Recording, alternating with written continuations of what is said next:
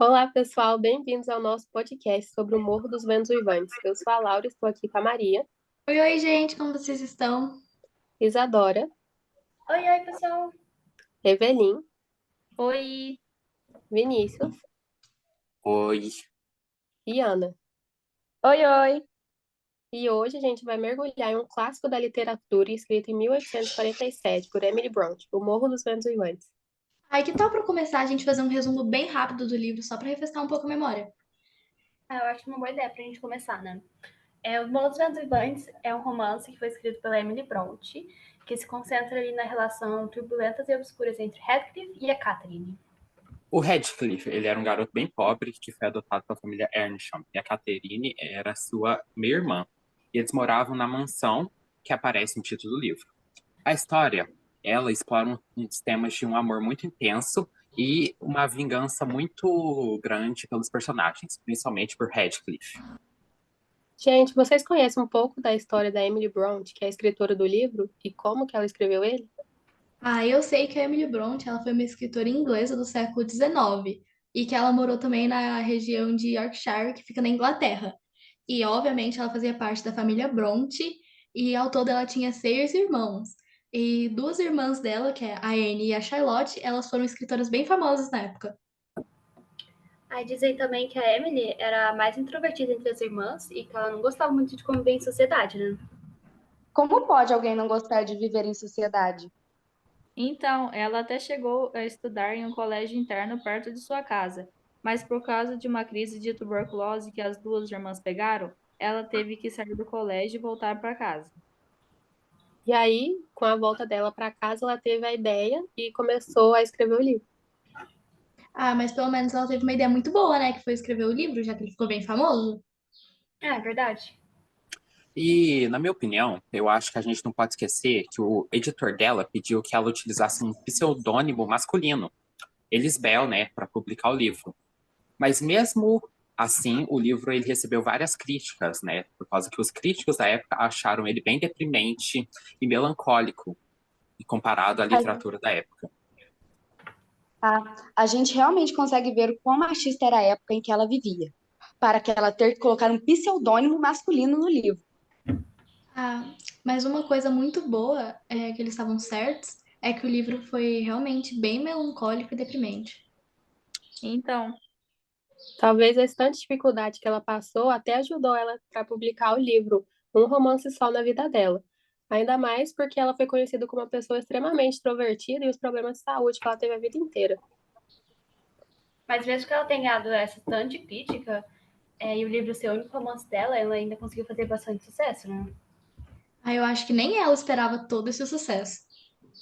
E, além disso, eu acho que a história de vida dela foi um dos motivos principais para ela ter escrito um livro tão melancólico desse jeito. A gente também não pode esquecer do fato que a escreveu só um livro, O Morro dos Ventos Uivantes. Ela também escreveu vários poemas e publicou um livro de poemas dela e outro com as irmãs. e o livro que ela escreveu com as irmãs se chama Poemas de Currer, Eles e Acton Bell, que mostra de novo como era o machismo na época. Nossa, deve ter sido muito difícil pra elas naquela época. E a Emily ainda morreu achando que seu livro foi um fracasso total. Nossa, eu ia ficar muito triste morrer achando que o meu livro foi um fracasso. Eu também. Acho que todo mundo ficaria triste. E no final foi exatamente o contrário. Virou um clássico da literatura. Enfim, voltando um pouco pra história do livro, tem vários personagens, né, que aparecem durante a história e tal. O que vocês acharam da confusão e deles? Eu achei o Radcliffe, né, que é o protagonista, ele é um homem bem sombrio e atormentado, mas a sua paixão por Catherine era claramente bem grande. Mas tanto que ele leva a buscar vingança contra os outros, mas ele era bem obcecado por ela. Nossa, eu concordo muito. Mas até faz sentido ele ser meio atormentado por causa de toda a sua história dele ser adotado, porque ele morava na rua e não era nada bem tratado. Mas isso não faz o fato da obsessão dele pela Catherine ser meio doentia, né? Verdade? Mas, em compensação, Edgar é um cavalheiro gentil e educado que se casa com Catherine. totalmente o oposto de Radcliffe em termos de personalidade. Eu foi surpresa quando a irmã dele, a Isabela, casou com o Radcliffe, né? Que, nossa, desencadeou muita tragédia na história. Então, ninguém esperava isso. Principalmente porque o Radcliffe se casou com ela por vingança, né? Então, eu achei um baita plot twist. Nossa, sim. E a Catherine, né, com aquela personalidade apaixonada, ficou indecisa entre os dois. E mesmo com ela se casando com o Edgar, ela ainda manteve o vínculo com o Radcliffe. Eu acho que eu não ia manter vínculo, não. Nem eu. Ah, mas o meu personagem favorito não deixa de ser a Nellie. Ela é a narradora principal da história. Ela tem um papel fundamental no livro como governadora, contando muito bem todos os eventos que aconteceram. Ah, realmente, ela é muito gente boa mesmo. Gostei dela do começo ao fim. Ah, eu gostei dela o livro inteiro também. Eu também. A gente não pode esquecer do Hinckley, que é o irmão mais velho da Catherine Radcliffe. Durante o livro inteiro, ele tem um ódio profundo do Radcliffe, que só fica mais claro depois que ele assume a propriedade do Morro dos Ventos Vivantes depois da morte do pai. Ah, e ele também sentiu um ciúmes enorme do Radcliffe e do pai dele. Ah, então, eu percebi isso também. Tava bem claro no livro. Nossa, gente, agora que eu percebi, O quê? a gente esqueceu de falar sobre o mais importante, Falar sobre o quê? sobre uns fatos importantes que aconteceram no livro. Nossa, é verdade. Então, como a gente já citou antes, o livro ele foi escrito por Emily Bronte em 1847.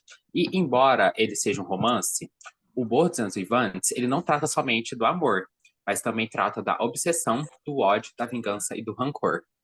Verdade.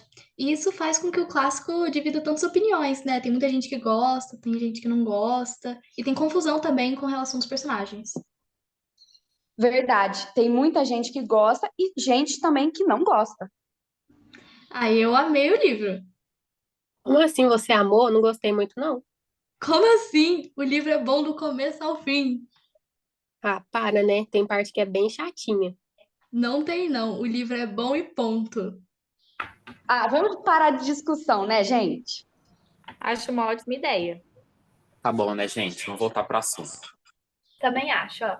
Vou falar um pouco aqui. A atmosfera do livro, né, que é gótica, tem um cenário que eu achei, assim, bem sombrio. Nossa, é verdade. Eu também ouvi falar que as paisagens foram inspiradas nas charnecas do norte da Inglaterra, que foi onde ela passou praticamente a vida inteira. Eu já ouvi falar nisso. E o livro também, ele é cheio de críticas sociais da época, né? Que mesmo sendo daquele momento, ainda se aplicam nos dias de hoje. Uai, mas por quê? É por causa que, já que a personalidade e as ações do Radcliffe são produto do abuso e do preconceito que ele sofreu ao longo de sua vida pelas pessoas ao seu redor. Nossa, eu acho que eu nunca tinha parado para pensar sobre esse lado. Ai, nem eu. Mas realmente dá pra relacionar até com os problemas sociais de hoje em dia, né? Porque o preconceito leva as pessoas a fazerem nem sempre as coisas certas. E outro ponto que eu acho bem importante foi a maneira como Lockwood foi maltratado quando ele chegou na casa.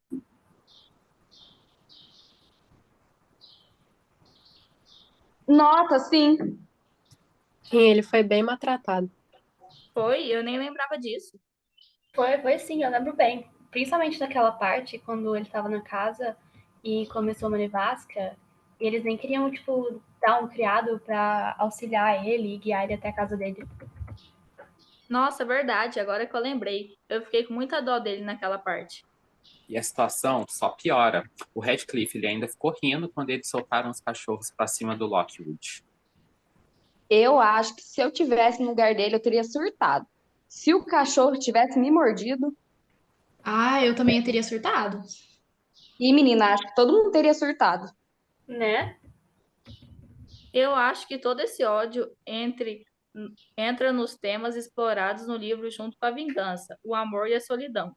Todos esses sentimentos a gente pode perceber bastante bem intensos durante a história. É, o livro acaba explorando muito bem esses temas, né? Verdade. Então, a gente também pode ver a parte de como era a diferença das classes sociais na época, pelo jeito que eles tinham e tratavam os criados deles, né? E a gente consegue até ver isso do jeito que depois que o pai que o pai morre, eles rebaixam muito o Radcliffe e tratam ele com muito desrespeito. Ah, mas no livro mesmo fala que o Radcliffe começa a ser proibido de assistir às aulas, né? Começou a fazer os trabalhos braçais pra casa, né? Eu achei um total absurdo. Ah, gente, mas a gente tem que lembrar que na época era normal, né? Tem isso. A narrativa também é bem sombria e você realmente fica envolvente com a história como se estivesse vivendo naquele momento. Principalmente pela narração. Ah, eu que ia falar isso. E tinha como eu adivinhar? Realmente. Mas pode falar o que você fala. Ai, obrigada, viu? Mas então, como a Laura falou, né? Essa sensação vem principalmente do fato de ter uma narração muito descritiva. Então, faz com que o sentimento, tipo, de estarmos mesmo dentro do livro. Principalmente por causa disso, né? Que eu acho que acaba que cria ali uma complexidade sentimental dos personagens principais muito grande. Ai, teve hora que eu me senti amiga dos personagens. Meu Deus, eu também. Eu também, mas teve uma hora que eu senti uma raiva deles. Mas, gente, mudando um pouco de assunto, vocês já viram as adaptações? E eu já vi. O livro ficou muito popular e teve até adaptação por causa de tanta importância que ele teve. Eu não cheguei a ver as adaptações, mas eu vi bastante sobre essas adaptações, principalmente a mais antiga, né? Que é a mais elogiada pelas pessoas. Ah, eu já ouvi falar disso também. Eu acho que nessas adaptações, o mais importante é conseguir mostrar bem a química entre o Radcliffe e a Catherine. Mas ao mesmo tempo também tem que mostrar bem toda aquela tensão entre os personagens que acontece durante o livro. Ah, é verdade, né? Principalmente pelo fato da Catherine e do Radcliffe, eles não terem só uma relação de paz e amor. Então, nossa, eu não entendo aqueles dois, não. E ainda por cima, bem estranho, a gente não pode esquecer que eles são, no final, tecnicamente, meio irmãos adotivos, né? Isso que eu acho mais doido. Mas pra época não era tão problemático. Então, Gente, mas por sinal, vocês lembram que mencionaram o Morro dos Ventos Uivantes na saga Crepúsculo? nossa, eu lembro muito. Eu tava assistindo o filme, né? E a Bella, que é a protagonista principal, citou que o Morro dos Ventos Vivantes era o livro favorito dela. Nossa, verdade, eu amo esse filme, mas eu nunca consegui ler os livros. Eu já li os livros, ele é muito bom. Nossa, e teve um monte de referência no terceiro livro que ela fala dos personagens e as relações que tem no livro. Aham, e também faz várias citações. Eu vou falar uma. Tá bom então, você tem uma aí? Se tudo o que mais perecesse, enquanto ele perdurasse, eu ainda continuaria a existir. E se tudo o mais restasse e ele fosse aniquilado, o universo se tornaria muito mais estranho. Mas isso não é um trecho do livro? É sim, a Isabela dedicou ele para o Edward. Ah, agora faz sentido. Gente, outra curiosidade, e mais engraçado que seja, é que acabou que Crepúsculo influenciou muitas vendas do livro, já que pessoas mais novas leram a saga e ficaram curiosas para saber como que era o livro. E em uma das edições do Morro dos Ventos Vivantes, na capa fala que o livro é o preferido da Bella. Nossa, é verdade, eu acho que eu vi essa edição.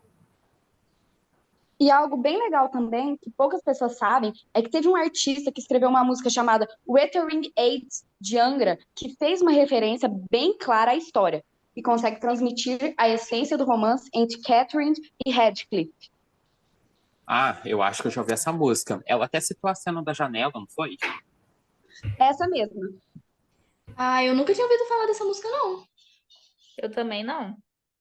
Então, como eu disse, pouca gente sabe. Enfim, vamos mudar um pouco de assunto, gente? Pode ser. Vamos falar um pouco sobre a linguagem do livro. Ah, eu amei a ideia. Tá, mas quem quer começar? Pode ser eu. Tá bom, pode falar. Vou começar com uma pergunta para vocês. Ai, meu Deus. Vai.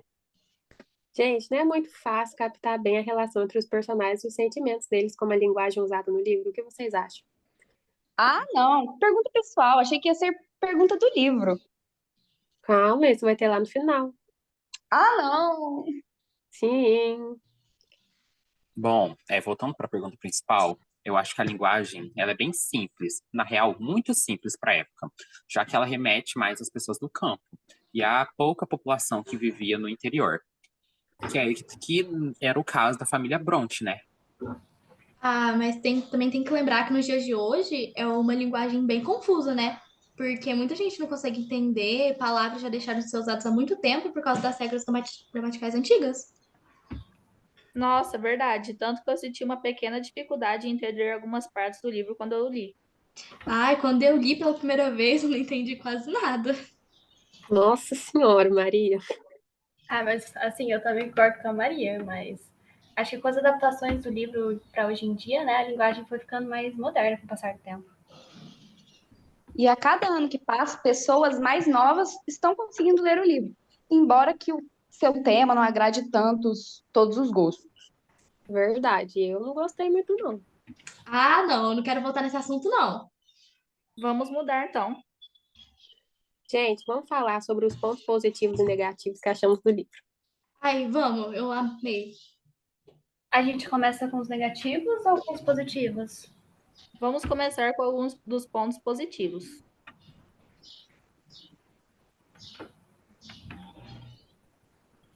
Pode ser então, né? Pode. Eu já tenho um em mente. Pode falar, então.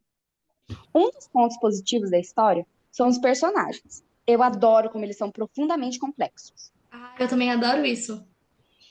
Quem que vai falar agora? Ah, pode ser eu então. Claro, vai nessa.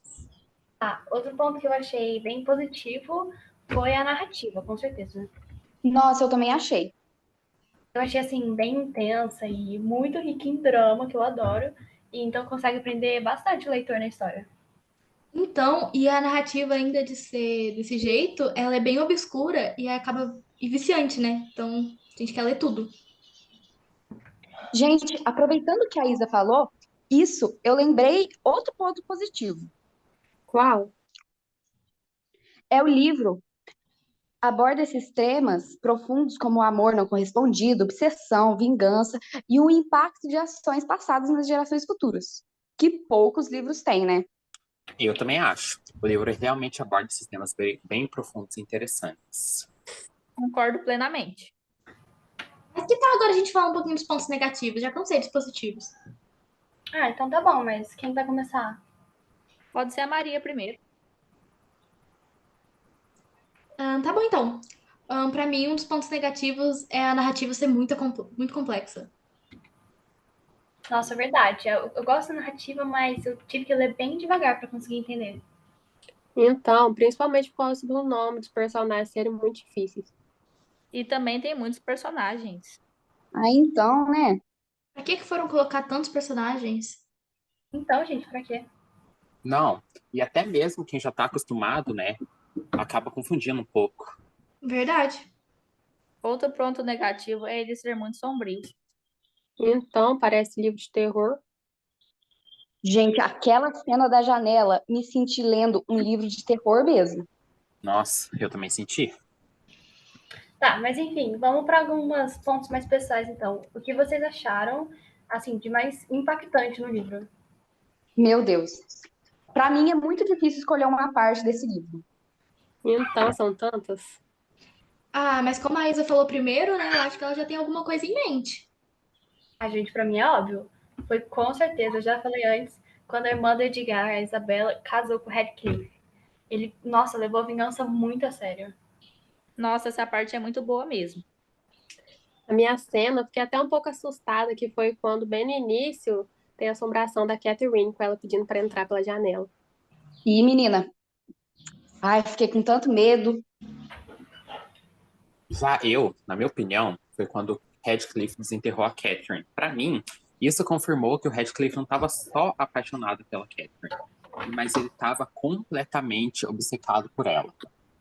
Nossa, concordo muito. Achei ele muito doido nessa parte. Eu também. Eu teria medo dele, eu sairia correndo dele na rua. Não, já que a gente tá no assunto de morte, né? Eu achei bem, tipo, uma parte bem impactante foi quando o Radcliffe morreu. Ele morreu tão misterioso e deixou todo mundo curioso com o que aconteceu, como que ele morreu. Eu também fiquei curioso. Ah, eu acho que todo mundo ficou pelo menos um pouco curioso. Ah, gente, eu fiquei bem triste. Foi quando a Catherine morreu depois do parto da filha dela por causa da doença. Então, por mais de ter tido muitos momentos que eu não gostei muito dela, eu também fiquei meio triste de ver ela morrendo. Acho que todo mundo, mesmo que não tenha gostado muito dela, ficou um pouco triste. Nossa, verdade. Ah, mas alguém mais tem algo pra falar? Eu tenho. Ah, então fala pra gente. Eu fiquei meio chocada com o jeito que Wet Sylvie tratava o jovem Ayrton Earnshaw com toda aquela crueldade, considerando a relação de parentesco entre eles. Nossa, realmente. Nossa, Evelinha, eu concordo muito com você. Nossa, sim, tinha até esquecido dessa parte. Mas então, gente, O Que? quê? o que vocês acharam do livro? Gostaram ou não? Eu posso falar primeiro? Pode.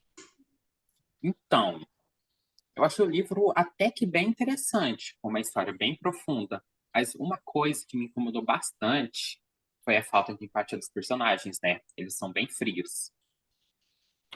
Nossa, sim, dá até raiva deles. E o Radcliffe, então, nossa, senti uma raiva lendo. A falta de empatia daquela gente também me incomoda demais. Né? Achei eles bem secos e frios, mas já que é o estilo do livro, né? Ah, é uma pegada mais melancólica, né? Então eu não posso criticar muito. Quem quer falar agora? Ah, eu quero. Pode falar, então. Ah, bem, embora o romance seja bem diferente, né, do que eu tô acostumada a ler, eu achei a história bem desenvolvida e complexa, né? Já que uma pessoa que nunca tinha escrito antes. Realmente. Nossa, é verdade. Mas ela tinha escrito só uns poemas, né? Ah, é, mas foram bem poucos. Muito bom. Agora, quem quer falar? Ah, pode ser eu? Claro. Bom, eu gostei bastante dos livros, principalmente dos personagens. Eu achei eles, assim, foram muito bem desenvolvidos ao longo da história, apesar de darem um pouquinho de raiva. Nossa, eu concordo com você, sim. Eu achei eles bem desenvolvidos. Nossa, assim, Ai, a gente parece que tá dentro do livro mesmo, né? Certo. Agora pode ser você, Evelyn?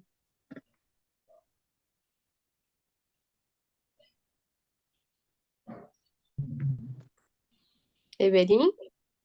tá bom, eu gostei do livro. Não vai falar mais nada, não? Só isso? Uai, Evelyn. Ah, eu gostei do livro, só isso.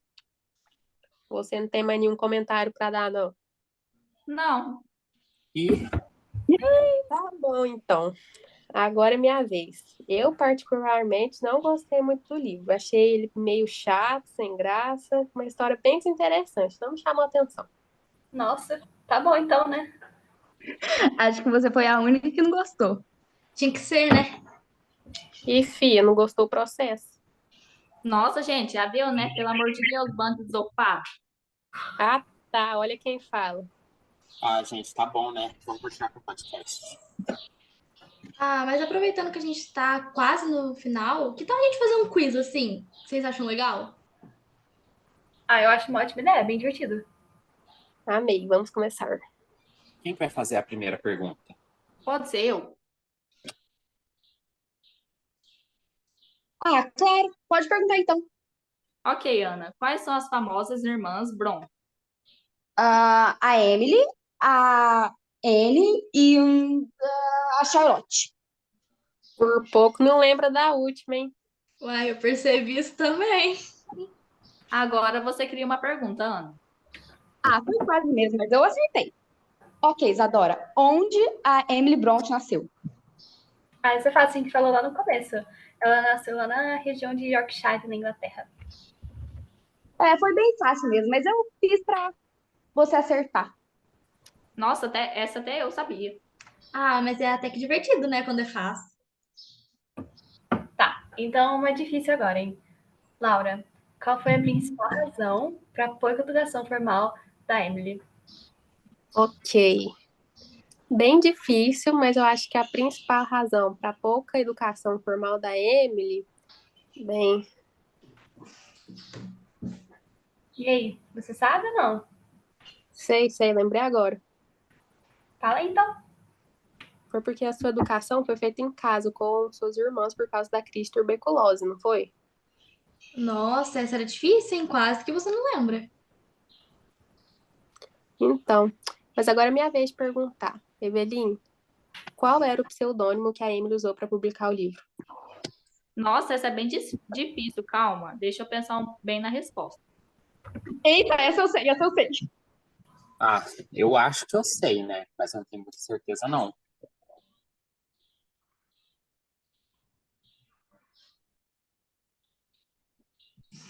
Evelyn, Ah, desisto, não lembro, não. Posso falar? Ah, vai em frente então, Ana. Eles, Bel. isso! Ah, eu faço a próxima pergunta, então. Evelyn, essa é mais fácil. Como é classificado o romance em termos de gênero literário? Ah, essa é bem fácil mesmo. Ele é um romance gótico e a gente até falou isso no início do podcast. Nossa, essa era muito fácil. Maria, agora eu que vou perguntar para você sobre a escritora agora, hein? Quais tragédias marcaram a vida das irmãs Brontë? Calma, essa eu sei. Eu só vou lembrar. Uai, Maria, você não vai falar, não? Calma, eu tava pensando. Que a pressa. Eu lembrei Então agora. responde. A vida das irmãs Brontë, né? Ela foi marcada por várias tragédias. Mas as mais importantes, creio eu, que foi a morte da mãe dela, quando elas eram bem pequenas, e a Emily perder as irmãs por causa da tuberculose, né? Isso mesmo, a resposta é completíssima. Vinícius, agora eu que vou perguntar pra você. O que torna os personagens de Morro Ventos Vivantes serem os personagens bons, classificados como bons? Vixe, essa tá difícil. Então, tá mesmo? Peraí, deixa eu pensar um pouco, né? Eu não tenho certeza, mas eu acho que tá errada. Ah, fala Isso mesmo é. assim. No errado, outra pessoa fala, né, Maria? Eu acho, né, pelo menos na minha opinião, que é por causa que eles são personagens complexos e que não seguem muito os padrões típicos do gênero literário. Isso mesmo, tá certinho? Agora eu vou perguntar para Isadora. Qual que é o papel da casa na história e como que ela é simbolizada? Nossa, difícil essa, hein? Não, tenta lembrar, vai, eu confio em você. Ah, mas Ana, acho que eu não vou lembrar essa não. Tá muito difícil. E nem eu sei. Alguém sabe a resposta? Porque eu também que não lembro nada. Ah, eu sei. Fala aí então.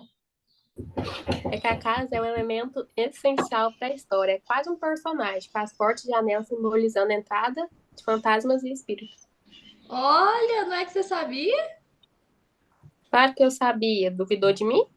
Ah, duvidei. Agora sou eu que pergunto para alguém, né? É sim, pode perguntar, só escolher alguém.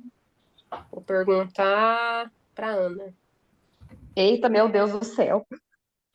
Ana, quem é Radcliffe e como ele é caracterizado? Ah, essa é fácil. O Heathcliff é um personagem principal, considerado pelo menos por mim um personagem meio que sociopata. Nossa, realmente, Ana, ele é bem sociopata mesmo. Tá, mas agora eu vou perguntar para Maria. Ai, vamos nessa, né? Maria, o que motiva toda aquela vingança de Heathcliff busca durante grande parte do livro? Tá. Eu acho que a grande parte dessa violência é por causa da injustiça que ele sofreu, principalmente quando era mais jovem, né? E depois ainda o pai adotivo dele morreu, e aí ele fica buscando vingança. Eu acho que tá certo, tá? Pelo menos é a mesma coisa que eu penso. Mas, por incrível que pareça, tá realmente certo. Vai, Maria, faz a pergunta para alguém. Tá bom, então. Eu vou perguntar, de pensar, pra Evelyn. Mas pergunta fácil, viu, Maria? Eu vou fazer uma bem facinha. Como pode ser descrito o relacionamento entre Catherine e Radcliffe? Nossa, essa tá fácil. Verdade. O relacionamento dos dois é complexo e, em grande parte, ilegítimo, né? Com muita paixão intensa em conflito. Ah, essa eu fiz fácil. Agora eu vou perguntar pro Vinícius. Olha, eu quero uma fácil também, hein? Tá bom. Qual é o mistério em torno dos personagens Catherine? Ah, não, viu? Tá louco? Essa é difícil. Faz outra pergunta aí. Não vou mudar, não. Ou responde ou deixa outra pessoa responder. O divertido é quando tem que quebrar a cabeça. Então tá, né? Vou deixar outra pessoa responder então. Eu fiquei até curioso com a resposta. Eu não tenho a mínima ideia. Ah, eu respondo assim então. Eu acho que eu tenho uma ideia do que pode ser. Pode responder, então. Pelo menos eu acho que o mistério de Catherine que tem na história é principalmente porque é contado por narradores parciais, né? Aí fica essa ambiguidade que a gente não sabe as verdadeiras intenções dela e tal. Olha isso, cara. Como que eu ia lembrar de uma resposta dessa? Ah, eu consegui lembrar. Então, Laura, você faz a última pergunta então pra gente encerrar, porque já tá quase dando nossa hora. Nossa, mas já? O tempo passou muito rápido. Passou mesmo. Ana, eu vou aproveitar que você já falou e a última pergunta vai ser para você. Ai, meu Deus, por que que eu fui abrir a boca? Vamos lá então. Ana, quem é o narrador principal na história? Ai, graças a Deus, uma pergunta fácil. Era a Nelly, óbvio. Ah, mas eu acho importante lembrar, né, que nem em todos os eventos ela tava lá pra ver pessoalmente. Tem que lembrar disso mesmo. Muita coisa foi porque ela ouviu sobre, ou tem gente que fala, ela até inventou algumas partes. Já estamos no limite de tempo, gente. Então eu acho que a gente vai ter que finalizar o podcast. Verdade. Bem, pessoal, então foi isso mesmo. Tchau, tchau. Eu espero que todo mundo tenha gostado do podcast. E que vocês tenham um maravilhoso dia ou noite pela frente. Tchau, gente. Eu espero que vocês tenham gostado muito. Foi muito divertido. Adeus.